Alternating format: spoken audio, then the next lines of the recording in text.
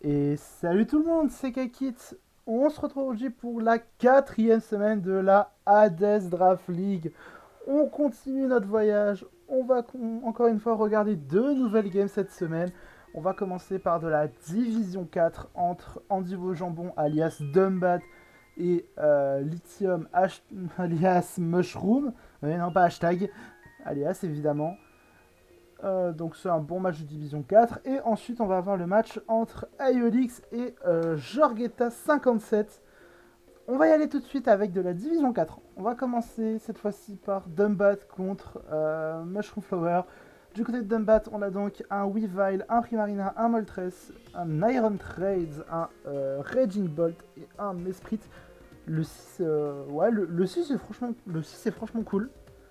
Ouais, t'as 13 pour gérer les. T'as 13 pour gérer les. Franchement, le 6 c'est cool de la part de Dambat. Et même le 6 en face c'est cool du côté de Mushroom avec le Goldengo, le Miascarade, le Gliscor, le Quaquaval, le Thunderus et le Faisandipity. Pokémon que je trouve personnellement un peu sous-coté en Draft League. C'est dommage qu'on le voit pas assez. Mais bon, avec son typing particulier, et franchement, il a des atouts à faire valoir. On va donc commencer cette game tout de suite avec un lead de Thunderous contre le lead de Moltres. Donc, lead à l'avantage de Lithium, Dumbat qui a sûrement anticipé une mascarade.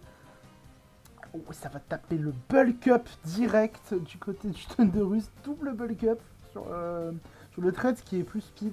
Il met quand même 36%, donc ça va. Avec son spinner 36-39. Et le Hammer Arm qui va one shot évidemment le Iron Trade. C'est plutôt pas mal quand même. Enfin, il a pu mettre ce Thunderous low, ça va aller sur Weavile, ça va taper triple axel et ça va révéler le Rocky Helmet. Heureusement pour Dumbat, ça va taper qu'une fois. Ce Rocky Helmet, il fait très mal. Il fait très mal et je ne comprends pas pourquoi il n'y a pas eu de coffre du côté de Dumbat. Pourquoi il n'a pas tapé coffre?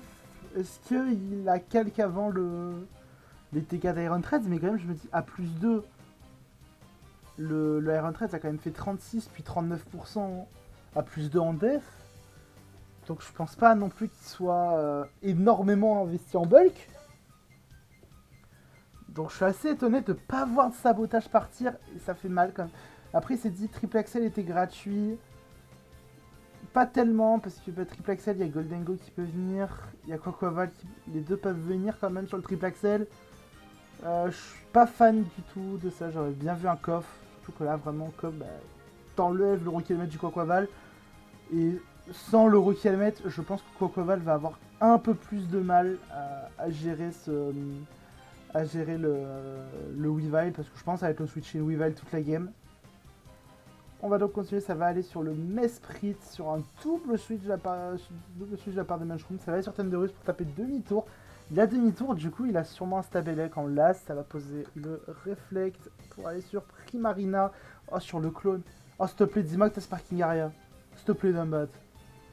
Tu Sparking Area là? Non, dommage. Ça aurait été trop stylé qu'il y ait un Sparking Area maintenant, mais bon, triste. Par contre, Subtoxic Gliscor, là le Primarina il va pas kiffer, hein. Il va pas kiffer le set. Il y en a qui va perdre le duel.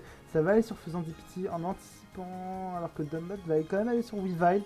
Le retour de Weavile, toujours comme pareil. Le Quaquaval qui vient. Est-ce qu'il a rousse ce truc? Peut-être. Le triple axel qui va rater. Ok, Aqua Step pour booster la speed. Mais bon, comme t'es sous réflexe, ça va, ça prend pas trop cher. Le petit demi-tour derrière pour aller sur le Mascarade. Et le Psycho. Est-ce qu'il avait pas révélé avant le demi-tour? Donc en vrai, je suis pas non plus un giga fan de ce Psycho dans le sens où t'avais pas, enfin, il allait pas forcément rester. Pour moi, ça me paraissait compliqué quand même que le Quaquaval reste sur le terrain sur ce tour face au Mesprit. Surtout que le Mesprit est sous réflexe. Donc c'est dommage d'avoir tapé Psycho. J'aurais préféré un demi-tour, voire même une cage éclair, pourquoi pas.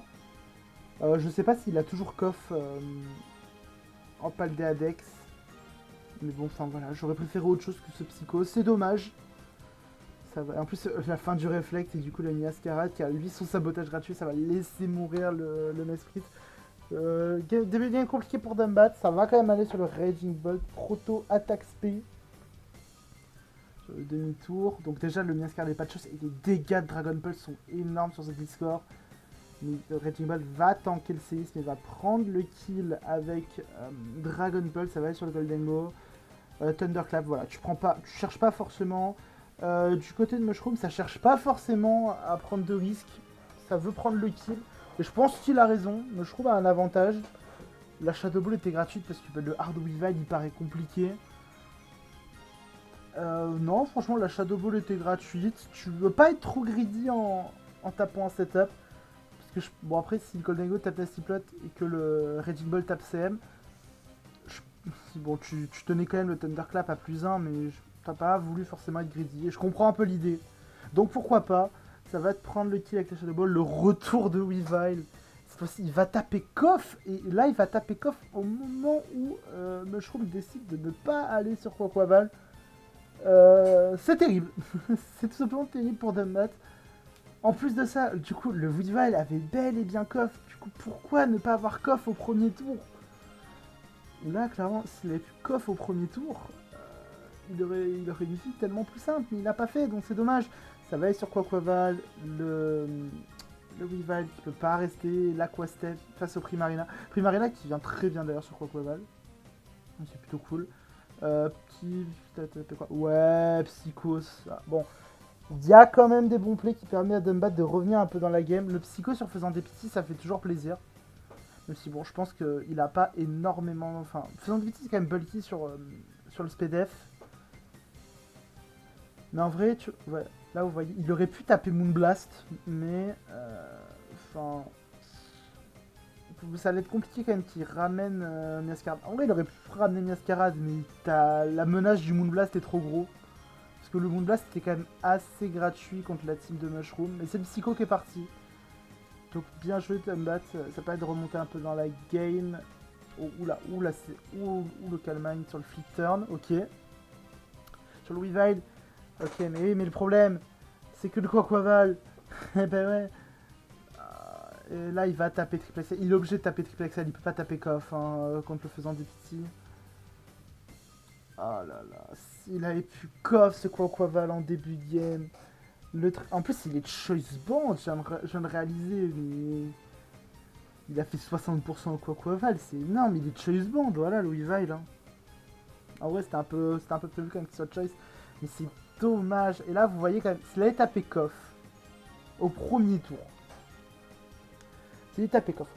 D'autant plus que maintenant j'apprends que ce Weavile est très certainement bande. Donc franchement les dégâts de Koff sur le Thunderus à +2.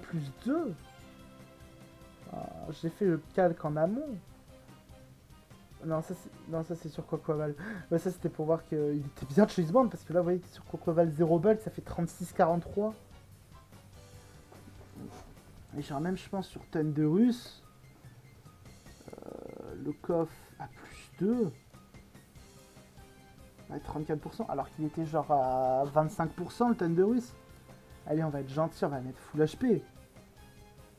28-33. Est-ce que Dumbat n'a pas calque? C'est possible qu'il n'ait pas calque. Enfin, c'est dommage. Et même en plus, il est bandocho. Regardez, 41-49. Est-ce que le full... Non, peut-être pas le full HP, full def tanké. Putain, le full HP... Même le full HP, full def à +2 ne tenait pas le coffre. C'est dommage, parce que là, en plus, il avait coffre au début. Bah, avec ce coffre, le Weavile sera encore dans la game. Et le Weavile, tu te débarrasses du Quaquaval. Les triple axels qui peut taper le Weavile, les triple axels sont terrifiants. Donc c'est bien dommage que Namat n'ait pas pensé à taper coffre sur le premier tour. Le petit ça va taper Agility. Oh, ça va laisser le roost. Ah ouais, non. Ah, et en plus, il est SP. Ouais, donc s'il est SP, il passera pas. Voilà, le faisant des petits qui a reveal le Calmind. Et c'est juste faisant des petits qui va clean la game. Il avait juste à jouer Roussem, il set up et dès qu'il peut, après il tape. Plus voilà, en plus il rate, ça rate avec le Dumbat. La sludge bomb, voilà, ça va prendre le kill. Et ça va prendre les 2 kills. Et c'est une victoire de Mushroom sur le score de 3-0 contre Dumbat. Vraiment, j'ai le seum. J'ai le seum qu'il n'ait pas voulu taper Koff sur le premier tour. Parce que, enfin, franchement, là, vous posez un peu. Vous voyez que le Weavile a quand même un très gros match-up. Enfin, déjà, je pense que ça, vous le voyez au team building. Vous voyez pendant le team building que. Après, je connais pas la draft de Mushroom. Je connais pas sa draft en entier, mais je me dis qu'au début de game, il aurait. Enfin, au team building, pardon, il voit que le Weavile a un très gros match-up. En plus, le Weavile, c'est le mon qui a été mis en premier dans le binder, c'est marrant. Mais enfin, tu vois le match-up de Weavile Band au début de game, tu tapes des coffres. Qu'est-ce que ça te coûte de taper coffre là? Enfin, je sais pas, mais. Attendez, on va voir. Là, regardez en plus, oh, voilà, en plus, attendez, il prend 39% à plus 2. Je sais pas ce que c'est ce truc. Iron Threads. Vache, le Iron Threads, Ice Spinner à plus 2. Voilà, j'étais en mode, what, c'est quoi ces dégâts? Mais oui, non, donc le Thunderous n'avait pas de bulk. Il avait pas de bulk le Thunderous, c'est dommage.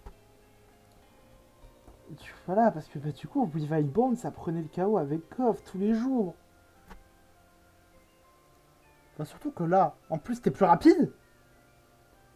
T'es plus rapide parce que bah, il y a. Enfin, il y a moins en speed. Et puis de toute façon, j'allais dire il a pas de speed, mais non, non, le trade il avait booster énergie. Là, tu tapes Koff, la game elle change totalement parce que derrière, Quaquaval ne vient plus. Quaquaval, c'est plus un in. C'est plus un Weavile. Le meilleur in à Weavile, le meilleur in sur les triple axel, c'est le Goldengo. Et on va vite refaire un petit calque, mais je pense quand même que Goldengo, bon, triple axel, il le vit relativement bien. Et encore, voilà, le relativement bien. Donc ça, c'est sur un 0 bulk. Il y a la menace du coffre. Enfin, c'est dommage de la part de Dumbot de ne pas avoir tapé coffre sur ce premier tour, parce que du coup, ben, la game, en fait, elle change totalement. Puisque Weavile, ben... Alors là, et même là... Bon, encore, attends. C'était quoi le tour? C'était faisant Dipsy contre Weavile. Là, il veut pas forcément... En vrai, là, je peux encore le comprendre, dans le sens où il veut pas prendre le risque. Il veut pas prendre le risque, tout simplement, de perdre Weavile. Parce que si tu perds Weavile, la game, elle est vraiment terminée. Enfin, voilà, c'est ce premier coff qu'il a pas su faire au début. Ça aurait vraiment changé la game et c'est dommage pour Dumbat. Mais bon, quand même, GG à Mushroom qui a fait une plutôt bonne game quand même. Pas grand chose à redire du côté de Mush. Donc voilà, on va pouvoir passer à la deuxième game entre Iolix et Jorgetta 57. Ce qui est intéressant, c'est que je regarde beaucoup les matchs. Donc évidemment, je regarde les matchs de division 4 et 5 pour choisir un peu, pour prendre les games les plus intéressantes. Il y a pas mal de choses à dire. Et je vois souvent qu'Iolix sort en général des games plutôt clean. Donc on va voir si ça va continuer comme ça contre Jorgetta. Donc du côté d'Iolix, on a donc le Salamence Terra qui est terrifiant. Le Salamence qui peut Terra, je crois que là il est Terra Vol, le Cinderace, le Jirachi, le Terra Pagos, le DCJ et le Sylveon. Alors que du côté de Jorgetta, on a donc Iron Crown, on a Gliscor, on a Keldeo. Keldeo qui est sous forme résolute, donc il a Secret Sword. Ça, c'est toujours une petite info, ça. En vrai, les petites infos qu'on peut prendre par-ci par-là, c'est toujours pas mal. Ou ici, je pense qu'in-game, il le voyait sûrement Keldeo résolute aussi. Donc au moins, tu sais qu'il a Secret Sword. Enfin, tu sais qu'il a Secret Sword et pas Focus Blast. Donc c'est toujours une bonne info à prendre. Le Grafaiai, le Uxie et le Tauros Paldea Feu qui est Terra Glace. Donc il est tout de suite sur un lead décidé contre le Grafaiai. Ça a tapé demi-tour. Ça a chopé le poison tour 1. Plutôt pas mal le début de game de Jorgetta et ça va taper demi-tour aussi. Ça demi-tour des deux côtés. Pas trop mal. L'entrée de Salamence. Ah oui, Salamence aggro comme ça. Voilà, ça a forcé le Terra Glace. Est-ce qu'il y avait... Je sais pas checker juste s'il y avait un autre Terra. Alors du côté d'Iolix, on a donc le Terra... Ok d'accord, ça a mis plein de Terra random. Et du côté de Jorgetta, ça a mis des 3 Terra stellaires. Donc on a les Graphite Terra Fly, le Uxie Terra Steel et le Tauros Terra Ice. Donc je pense que les 3 peuvent Terra du côté de Jorgetta. Et du côté d'Iolix, bah, c'est surtout il a changé tous les types. Pour foutre un peu le bordel. Pourquoi pas, ça peut être marrant. Mais bon, je vous spoil, c'est le Salamence qui va Terra dans la game. Donc ça va sur le Jirachi, sur le Terra Blast, ça va sur Iron Crown. Et là, T-Wave. T-Wave fait mal. T-Wave fait très mal. Et pourquoi être allé sur Iron Crown? Là, je comprends pas trop. Je comprends pas trop le play parce que qu'est-ce qu'Iron Crown peut faire à Jirachi? Je suis très curieux. Tu fais vol switch, d'accord. Je pense. Est-ce que du coup Blitzcore n'était pas mieux? Après, je sais pas s'il a toujours Ice Punch. Ouais, parce que comme on est en Paldea DX, pareil, je connais pas ses cut moves, donc je sais pas si Jirachi a toujours Ice Punch. Je me dis quand même là, c'est dommage, hein, tu te fais pas para avec Blitzcore. En plus, t'as Toxicorp gratos. C'est dommage d'être allé sur Iron Crown et d'avoir pris Let's Wave, donc ça va aller sur le Discord. Ça va taper Protect pour checker sur le demi-tour. Je suis pas un grand fan de ce Protect. Je suis pas un giga fan de ce Protect dans le sens où bah, au final, tu tapes Protect pour taper Protect. Bon, Jirachi a voulu du turn, donc au final ça va, mais s'il y avait un mon qui t'est rentré, toi tu le laisses Protect, ça aurait pu être très très problématique. Hein. Donc ça va, en plus ça va retaper des tours. Jirachi qui dépasse le Gliscor, et ça va aller sur le Terrapagos.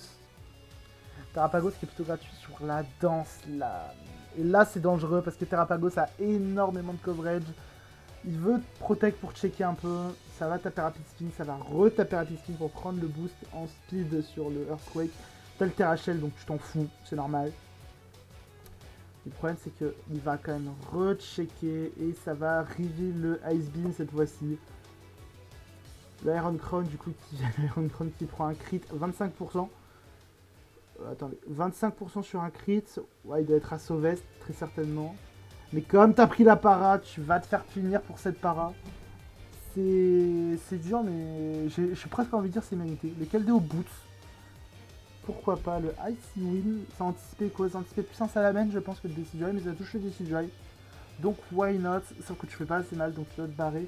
Tauros Paldea Blaze. En plus de type glace, du coup, il prend les rocks comme il arrivait les leftos avant. C'est dommage. Ça va vouloir taper Terra Blast et ça va taper Terra Blast. Ça va. En vrai, t'aurais pu taper, je pense, le Stab Feu.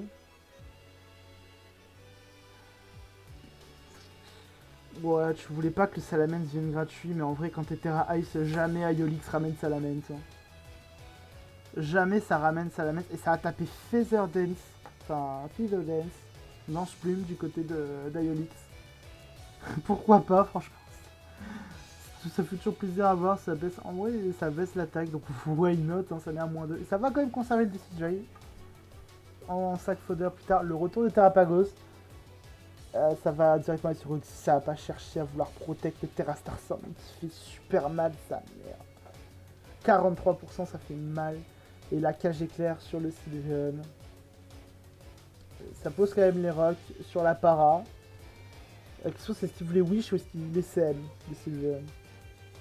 La double para, ok, pourquoi pas.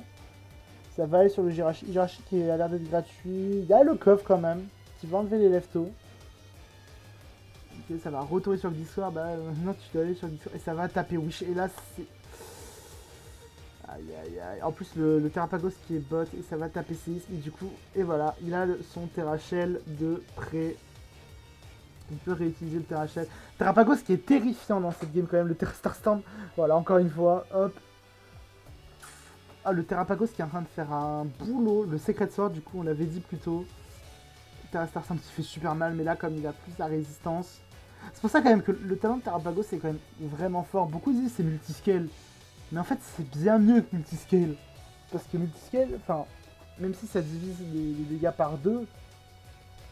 Par exemple, si tu prends une attaque glace, bah, tu prendras quand même x2 les dégâts de l'attaque glace. Tu prendras quand même très cher. Enfin, tu prendras quand même de très bons dégâts. Là, ça transforme tous les hits, ça les transforme en résistance. Donc bon, là, c'est, comme Terrapagos c'est type normal, c'est pas intéressant. Mais genre par exemple, un Dracolos avec le talent Terra Shell, ça voudrait dire quand même que le Dracolos il passe d'une faiblesse x4 à une résistance. La différence de dégâts est énorme. Surtout qu'en plus Terrapagos ça fonctionne même sur les multi-hits. Donc c'est aberrant comment c'est vraiment très fort ce talent. Ça reste avec une Decidueye, c'est la bonne idée à faire. Pour retourner sur Sylveon, gratuit. À provoque quand même pour empêcher le Wish. Ouais, ça c'est quand même pas mal. Ça va retourner sur le Discord. Et là, para, ça a voulu sûrement taper Hyper Voice. Ça va taper la danse slam pendant qu'elle taunt. Hyper Voice qui fait 48% quand même, ça fait mal. Et là en vrai, est-ce que ça va taper le séisme? Il va pas tuer. Et le Wish, il va pouvoir mettre. Aelix va pouvoir mettre son Wish en l'air. Et voilà, et l'entrée de Terrapagos. Et ça redance slam. Là forcément après t'as pas mieux à faire. C'est compliqué, vraiment ce Terrapagos c'est de l'enfer avec ces deux Wishers là pour le remettre full vie. Vas-y, en plus Izing qui va freeze. Oh mon dieu. Ah, il va quand même réussir à se défreeze au tour suivant pour paralyser ce Terrapagos. C'est toujours ça de prix en vrai. Terrapagos qui du coup enlève les rocs au passage. Le Psychic Noise. Ah, Psychic Noise pour bloquer les heals. Je vois pas assez le Mystical Power en vrai, je me dis. Mystical Power, je crois que ça augmente l'attaque SP pour les 3 créés. Ça peut être intéressant comme move, peut-être ça, je sais plus si c'est à 75 ou 80 de BP. Psychic Noise, en vrai, Psychic Noise ça doit sûrement bloquer le Wish. Donc pourquoi pas aussi. Ça bloque les heals, ça bloque le Wish, why not. 17% et l'état assassin qui va tuer. La situation est très dure pour Jorgetta. Et quel déo qui revient. Là, faut laisser mourir encore Amon. Hop, ça va sac. C'est le Secret Sword qui a crit. Ça va permettre du coup de prendre le DHK au double crit, d'accord. Pourquoi pas. Et là, le Salamence qui est terrifiant. Ça va quand même taper Taunt pour éviter une Dragonlance, mais voilà, le Salamence n'a pas besoin de taper DD dans cette situation. Dans le sens où si Terra il va tanker ton move, il va prendre son kill, il s'en fout. Ça va ensuite retourner sur le Grafaiai. Pas sur le Gliscor quand même. 60%, ça va choper le poison avec Game Shot et le Safe qui va prendre un deuxième kill. Le Salamence c'est à plus 2, ça fait très peur. Et là, il n'y aura pas 36 solutions. Ça va taper, ça va aller sur le Discord. Terra Blast. Ça va poser la danse lame. Et là, on arrive à un moment dramatique de la game. Hein. Là, il faut réussir le double protect pour Jorgetta pour espérer encore quelque chose dans cette game. Il va tenter le double protect et il va le réussir, le double protect. Donc grâce à ça, Jorgetta se remet bien dans la game. Et du côté d'Aelix, ça va aller sur le Jirachi. Et là, c'est le drame pour moi. Pour moi, c'est le drame. Et là, est-ce que c'est un manque d'expérience? Je sais pas si c'est un manque... Enfin, on va peut-être dire manque d'expérience, manque de jugeote et tout. Mais là, le problème, c'est que le Discord va taper Séisme. Donc évidemment, ça va tuer le Jirachi. Et il y a le Terrapagos qui peut revenir. Terrapagos qui est suffisamment bulky pour tenir le séisme et taper Aizling qui va clean le match. Et là, pourquoi je vous dis que c'est dramatique, cette fin de game? Parce que tout simplement là. Donc bon, là, il tape son double protect avec le Discord. Sauf que là, regardez. Sachant qu'à ce moment-là, le Jirachi a reveal tout son moveset. Le Jirachi n'a rien pour passer Gliscor. Il n'a rien. C'est presque limite le choke. Enfin, ça aurait pu être un choke monstrueux d'Aeolix. Même franchement, là, ce play, pour moi, c'est un énorme choke d'Aeolix en fin de game. Qui peut clairement lui coûter la game. Parce que regardez, le Jirachi, il vient. On sait que le Jirachi ne touche pas Gliscor. Qu'est-ce qui empêche Gliscor de retaper une SD? Qu'est-ce qui empêche Gliscor de faire ça? Là, il retape une SD. Le Wish, il est en l'air. Sauf que c'est Jirachi. Donc, c'est-à-dire que si Aeolix envoie Terrapagos, Terrapagos meurt du séisme. Et s'il reste sur le Jirachi et qu'il tape séisme, bah, le Jirachi meurt et le Wish part dans le vent. Jorgetta a souffert toute la game. Mais là, à la toute fin, Aeolix fait un choke qui aurait pu simplement lui coûter la game. Donc, c'est... Bon... Voilà, attention à Aeolix. Je vais faire mon réalisateur en mode attention et tout, alors que même moi aussi j'en fais. Mais là, celui-là aurait pu être vraiment dramatique, surtout quand t'as l'avantage comme ça. Après, je comprends l'intérêt, tu veux Wish pour récupérer, enfin pour avoir une assurance, pour que si jamais tu prends la para sur Terrapagos, tu aies quand même le Wish derrière toi, je veux bien. Mais là, c'est très très mal joué ce dernier tour de Jorgetta. Parce que là, il tapait dans Slam en fait. Si, c'est dommage qu'il n'ait pas réalisé. C'est dommage qu'il n'ait pas réalisé qu'en tapant dans Slam, il gagnait la game. Parce que tu tapes dans Slam, le Jirachi tu le tues, le Terrapagos t'as de quoi le tuer, le Cinderace, alors à moins d'un Cinderace protéin un peu chelou. Et encore même, je vois pas avec quel set de Cinderace ça peut passer un glitch score. Je vois pas du tout ça. Avec cette dans Slam, Jorgetta gagnait la game. Donc c'est dommage de ne pas l'avoir vu sur le moment. Est-ce qu'il y avait le timer? Il n'y avait pas le timer dans la game, donc il n'y avait pas la pression du timer aussi. Donc est-ce que c'est parce que Jorgetta a tilt un peu trop tôt? Je sais pas. Après, de toute manière, on a vu des paras, on a vu des paras un peu des deux côtés. Il y a eu le Axe a quand même été assez présent dans cette game. Mais franchement, c'était un match qui était plutôt cool. C'est dommage que il y a évidemment des bonnes erreurs, enfin il y a quand même des erreurs dans cette game. Ayolix fait une game plutôt clean, franchement. Ayolix fait la game plutôt clean, sauf à la toute fin où le play de Jirachi, je peux le comprendre, mais du coup, pour moi, il doit perdre la game là-dessus. Enfin, il doit perdre. Non, pas forcément, je te dis pas qu'Ayolix méritait la lose. Mais là, il laisse vraiment une grosse occasion à Jorgetta de gagner la game, tout simplement. Après, oui, il a quand même eu la chance de taper le double protect. Mais à ce moment-là, en fait, enfin, Jorgetta, il avait que ça à tenter, donc on peut pas non plus trop lui en vouloir. Surtout qu'en vrai, je me dis que s'il avait pas ça avec le Grafaiai, en vrai, peut-être que ça passait. Ça aurait été plus dur. Je pense que ça aurait été plus dur, mais peut-être que ça passait. Et d'ailleurs, bon, là, il y a le Wish et tout. Ah, là, il a fait taper dans Slam. Bon, c'est dommage. Dommage pour Jorgetta. GG Yolix a fait quand même sa game tranquille. Surtout qu'en plus, derrière, voilà, derrière, il y avait le Wish qui revenait. Il avait une deuxième chance. Enfin bon, écoutez, moi, j'espère que cette vidéo vous aura plu. On aura quand même vu deux bons matchs. Deux bons matchs. Avec, et en moment, on a pu voir aussi à quel point une game de Draft League, en fait, ça peut changer très vite. Ça peut changer en fonction de est-ce que tu vas faire le bon play au bon moment. Là, la game Dumbat contre Mushroom Flower, si Dumbat tape Koff en début de game, la game change totalement. Et là, on a vu le contraire. Enfin, on a vu Ayolix qui a bien géré sa game dans l'ensemble. Mais un petit play, on va dire, on va pas dire forcément d'inattention, mais un petit play en fin de game comme ça en se disant ouais, c'est safe, ça peut te faire perdre la game. C'est ça, c'est pour ça que le format, c'est un format qui est un peu sans pitié parfois. Il faut savoir saisir ce genre d'occasion. Et il faut les prendre au bon moment ou alors ne pas les concéder. C'est comme ça, écoutez. Donc voilà, j'espère que la vidéo vous aura plu.